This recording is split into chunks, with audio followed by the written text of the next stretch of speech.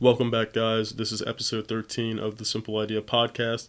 For those of you who have been listening before and following the podcast, I have not uploaded in about a month, and that is due to different life stuff happening, as most people know.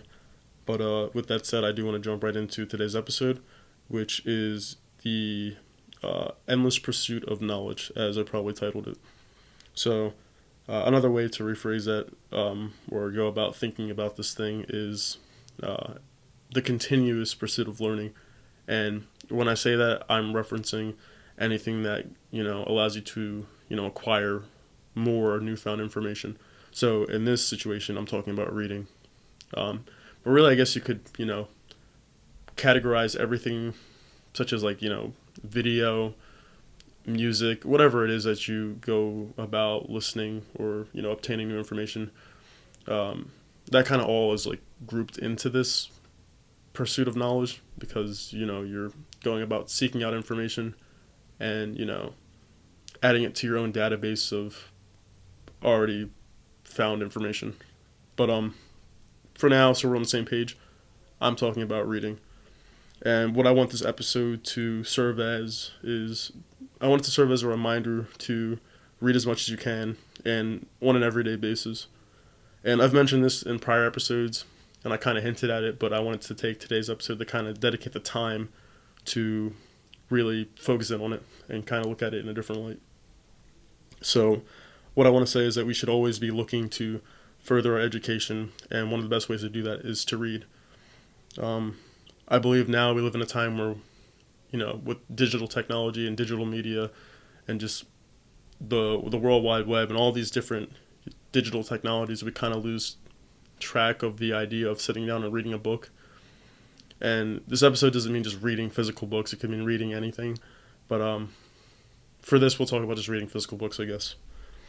Um, Really, we should just always attempt to continue to read, even if it's in small spurts, or maybe it's 2 to 5 minutes a day, or even a half hour, whatever time you can consciously put out there to sit down and absorb new information. I think it's important, and I think we should do that every day because it kind of exercises our brain, and it just allows us to learn more, and it keeps us our brain fresh, I guess you could say.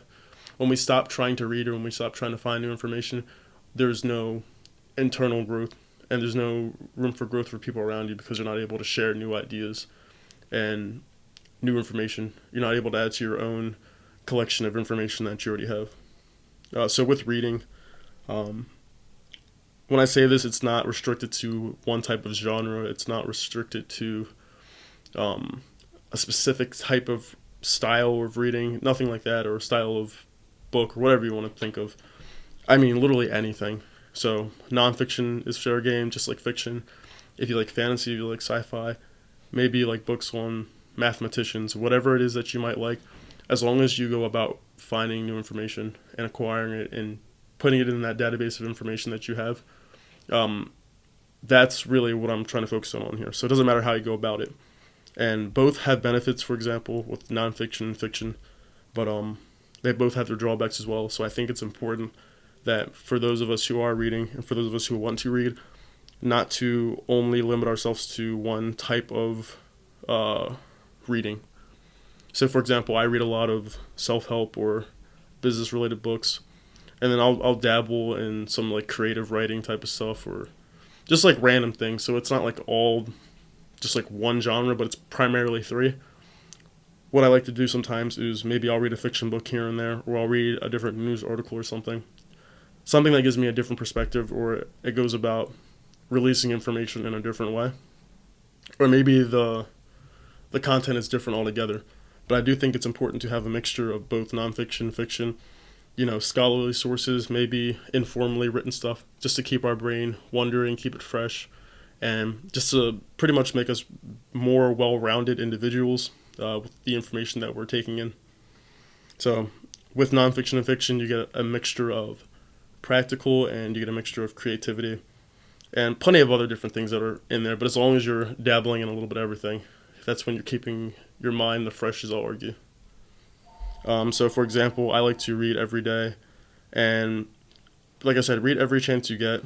Don't ever take a day off. It kind of hurts your brain to not always be stimulated by finding out new things and learning new things and sharing new information. So I really do think it's crucial that we don't ever take a day off when it comes to something like this. And I really do want to stress and put it the utmost emphasis on being able to encourage those around you, because it's fine for you to be discovering this thing that I'm talking about, which I discovered not too long ago. Like, say you discover reading something for maybe 5 to 10 minutes a day, but you're consciously putting out that effort. And that's fine. You discovered it. It's amazing. And you're bettering yourself. But where it really counts is when you're able to not only better yourself, but better the people around you. So I highly encourage you to be able to share this information with people. Any book you read, any newspaper article, even if it's a little snippet of something that you saw on somebody's blog post, the fact that you were consciously looking for this information and trying to add to your database of already found knowledge and share it with somebody else, that's where it's most useful, it's most powerful, when you're able to share it with a community or a collective or a group of people. And lastly, I just want to say stay consistent with it. That's the biggest message that I have in regards to reading. It's fine to read when you take a day off, or if you just stop, or if you just do it here and there. You're not feeling the full effects of that, is my argument. So you feel the full effects, and you're helping people around you, and you're helping yourself. Make it something that's as mandatory as breathing or eating or walking or going to your job. Make sure that it's a priority when you take on this task, because it's something that should be. Your brain needs stimulation just like the rest of your body, and reading is a great way to do it. So with that said, that is the end of the episode. I want to give you a brief, quick little segment on why I think reading is important, and I hope you guys enjoyed this. I do want to apologize just for not being as consistent lately, and my excuse is life, but excuses are excuses, and at the end of the day, I need to get better. So be patient with me. I am here to stay and to keep working at this and, nurture this thing, turn it into something beautiful. And that's the goal, but, I got to stay consistent with goals. So I do apologize. I do want to mention, however, that even though I haven't been uploading content, I have been doing things behind the scenes, such as getting new artwork for the podcast and working with different designers and web developers to kind of get the vision corrected. If you guys head over to the simpleideapodcast.com, you'll see that I went through a overhaul, with the website. So it's kind of in a better place. I'm much, much, much more happier with where it's at now. So if you guys want to go check that out, you can actually sign up for the newsletter as soon as you head over to the homepage. And with that newsletter, I actually just kind of send out like a weekly email on that week's episode. So it's nothing too crazy, but, if you head over to the website, you get to see the overhaul of the prior website, and you get email reminders now, which is cool. So I'm going to start tying things together slowly. Life is pretty busy and things are hectic.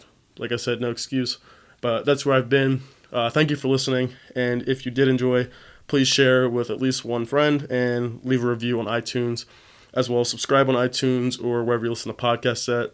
It's definitely appreciated, and I appreciate the support and for you guys coming back and learning new things with me. So I'm going to close this out, and peace. Have an awesome rest of your week.